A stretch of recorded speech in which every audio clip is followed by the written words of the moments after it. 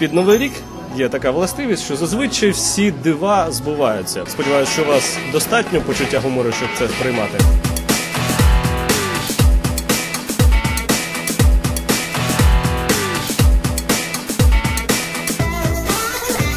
Начнем с того, что я вам сейчас покажу, как все будет. Мои ребята, мои технологи, вот здесь вот дипелечечки ставят, тросики, там появляюсь я в костюме ангела.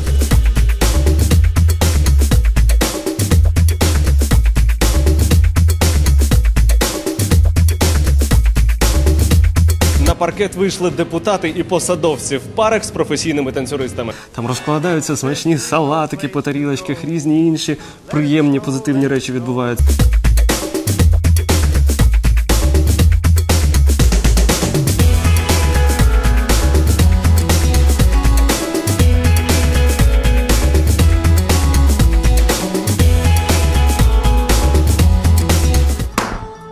Камера, экшен, я здесь режиссер, держу все под контролем, я здесь говорю мотор.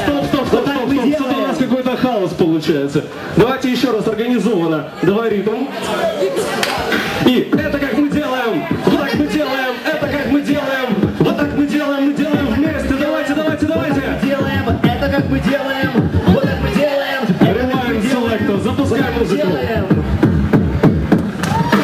Don't stop, get it, don't you wait it. Ми вже в Бершаді. Вот это зал засідань міської ради.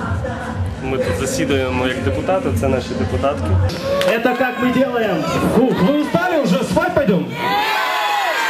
Будем продолжать это делать.